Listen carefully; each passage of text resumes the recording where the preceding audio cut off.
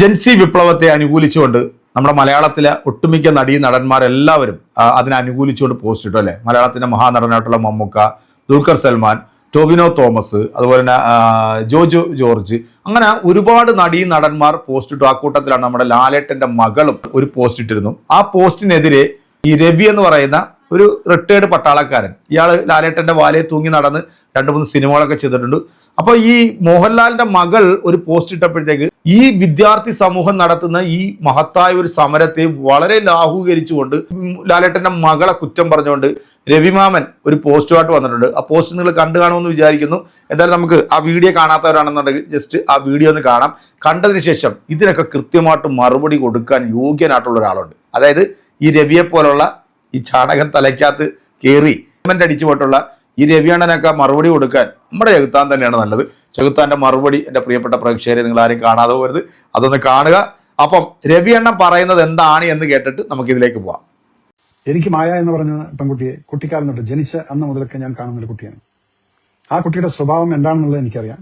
ആ കുട്ടിക്ക് രാഷ്ട്രീയപരമായിട്ടുള്ള ഒരു നോളജോ ഇതൊന്നുമില്ല. വളരെ ഹ്യൂമെയിൻ ആയിട്ടുള്ള, കുട്ടിക്കാലം മുതലൊക്കെ ഏതെങ്കിലും ഒരു അനിമൽ, ഒരു നാൽക്കാലി, ഒരു പട്ടി, സ്ട്രേ ഡോഗിനെ പോലും കണ്ടു കഴിഞ്ഞാൽ അതിന്റെ പിറകിൽ കരഞ്ഞുകൊണ്ട് നടന്നിരുന്ന ഒരു മായനെ ഞാൻ കണ്ടിട്ടുണ്ട്. അതിനെ രക്ഷിക്കുമെന്നും പറഞ്ഞുകൊണ്ട്, അതിനെ എടുത്തുകൊണ്ട് വരുമെന്നും പറഞ്ഞു. ഇപ്പൊ റീസെന്റ് ആയി നടന്നിട്ടുള്ള സംഭവം, ഈ കുട്ടി പഠിച്ചതും വളർന്നതെല്ലാം വിയറ്റ്നാമിലായിരുന്നു.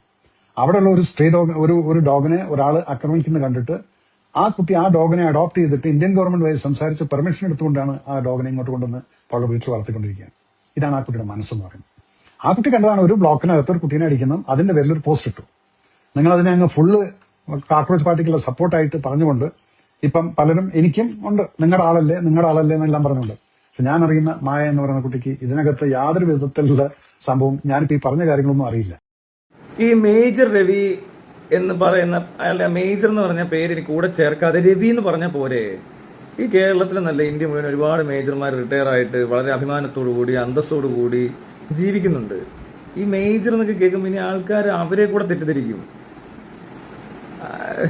അല്ലെങ്കിൽ എന്ത് ചെയ്യും, ഇതിനെയൊക്കെ എന്ത് ചെയ്യാൻ പറ്റും? മേജർ എന്ന് പറയാതിരിക്കാൻ വല്ല വഴിയുണ്ടോ? ഇത് ബാക്കിയുള്ള മേജർമാർക്കൂടെ അപമാനമല്ലേ? ഇപ്പൊ ജീവിച്ചിരിക്കുന്നവരെ, മരിച്ചവരെ, ജോലിയിലുള്ളവരെ, റിട്ടയർ ആയവരെ എല്ലാവർക്കും ഒരുപോലെ അപമാനമാകാനും വേണ്ടും ഒരാൾ ഇറങ്ങി തിരിച്ചിട്ടുണ്ടെങ്കിൽ അതിന്റെ കൂടുതൽ മാധ്യമങ്ങളും അല്ലാതെ എല്ലാവർക്കും ഇപ്പൊ രവി അറിയാം.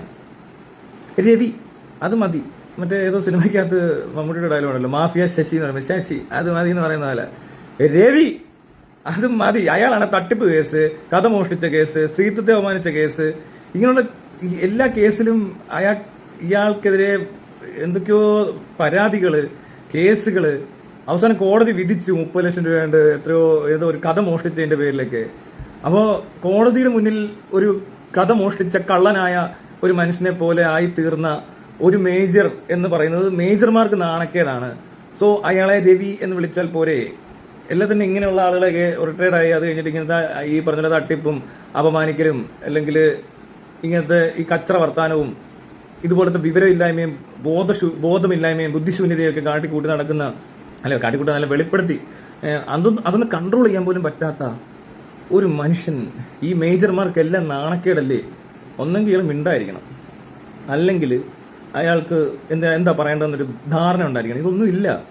അത് ശരിക്കും ഇവിടെ ജീവിച്ചിരിക്കുന്ന മരിച്ചുപോയ സകല മേജർമാർക്കും ആത്മാവ് പോലും ദുഃഖിക്കുന്നുണ്ടാവും മേജർമാരുടെ. ഇയാളെ മേജർ എന്ന് വിളിക്കുമ്പോൾ മലയാളത്തിന്റെ മഹാനടന്മാരടക്കം ഒരുപാട് പ്രഗത്ഭരായിട്ടുള്ള ആൾക്കാർ ഈ വിദ്യാർത്ഥി സംഘടനയ്ക്ക് ഐക്യദാർഢ്യം പ്രഖ്യാപിച്ചപ്പോൾ അവരെല്ലാം തീവ്രവാദി, അവരൊക്കെ രാജ്യദ്രോഹി, അവരൊക്കെ രാജ്യവിരുദ്ധരാണെന്നൊക്കെയാണ് ഈ ഒരു കാലത്ത് പട്ടാളക്കാരനെന്നൊക്കെ പറഞ്ഞ് നടന്നിട്ടുള്ള. സത്യത്തിൽ ഇയാൾ മലയാളികൾക്ക് തന്നെ അപമാനമാണ്. അതേ സമയത്ത് ഇയാൾ നടത്തിയൊരു പ്രസ്താവന ഉണ്ട്.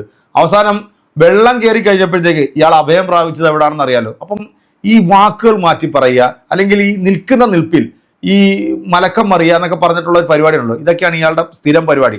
ലാലേട്ടന്റെ മകൾ അത്തരം ഒരു പ്രസ്താവന നടത്തിയപ്പോഴത്തേക്ക് ഇയാൾക്ക് അങ്ങോട്ട് വല്ലാത്ത ഊത്തലുണ്ടായി. കാരണം പ്രധാനമന്ത്രി മറ്റേ പാത്രം കൊട്ടാൻ പറഞ്ഞപ്പോഴത്തേക്ക് കുടുംബസമേതം വന്ന് പാത്രം കൊട്ടി കൊറോണ വൈറസിനെ കരിച്ചു കളഞ്ഞിട്ടുള്ള നമ്മുടെ ലാലേട്ടന്റെ മകൾ ഈ BJPക്കെതിരെ ഇവിടുത്തെ വിദ്യാർത്ഥി സംഘടനകൾക്ക് ഒരു അനുകൂലമായി പോസ്റ്റ് ഇട്ടപ്പോൾ നമ്മുടെ രവിമാമൻ അങ്ങോട്ട് വല്ലാണ്ട് കുരുപൊട്ടി.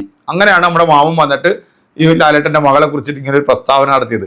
മലയാളത്തിന്റെ ഒട്ടുമിക്ക നടീ നടന്മാരെല്ലാം ഈ ജെൻസി വിപ്ലവത്തെ അനുകൂലിച്ചുകൊണ്ട് പോസ്റ്റ് ഇട്ടു. അതിന്റെ താഴേക്ക് വരുന്ന കമന്റുകൾ വായിച്ച് നമുക്കറിയാം ഒരു മിനിമം സംഖ്യയുടെ ക്വാളിറ്റി എത്രത്തോളം ഉണ്ടെന്ന് ഇയാൾ തന്നെ നമുക്ക് പറഞ്ഞു തരുന്നുണ്ട്. സത്യത്തിൽ ഈ രാജ്യത്തെ സേവിച്ചിട്ടുള്ള ഒരുപാട് ജവാന്മാർക്കും അല്ലെങ്കിൽ ഇതുപോലുള്ള മേജർമാർക്കൊക്കെ അപമാനമാണെന്ന് നമ്മുടെ ചെകുത്താൻ പറഞ്ഞത് 100% ശരിയായിട്ടാണ് എനിക്ക് തോന്നുന്നത്. കാരണം അവരുടെ ആ ഒരു ലെവലിലേക്കൊന്നും ഇയാളൊന്നും എത്തൂല. ചാണകം ചവിട്ടിയോ അവരുടെ തലയുടെ ഫിലമെന്റ് അടിച്ചു പോകുന്നുള്ളത് 100% നമുക്കറിയാം. എൻ്റെ പ്രിയപ്പെട്ടവരെ, അപ്പോൾ നിങ്ങൾക്ക് ഈ വീഡിയോ കണ്ട് നിങ്ങൾക്ക് ഇഷ്ടപ്പെട്ടിട്ടുണ്ടെങ്കിൽ നിങ്ങളുടെ വിലയേറിയ അഭിപ്രായം കമന്റുകളൊക്കെ അറിയിക്കുക. അടുത്തൊരു വീഡിയോ നമുക്ക് വീണ്ടും കാണാം. അതുവരെ എല്ലാവർക്കും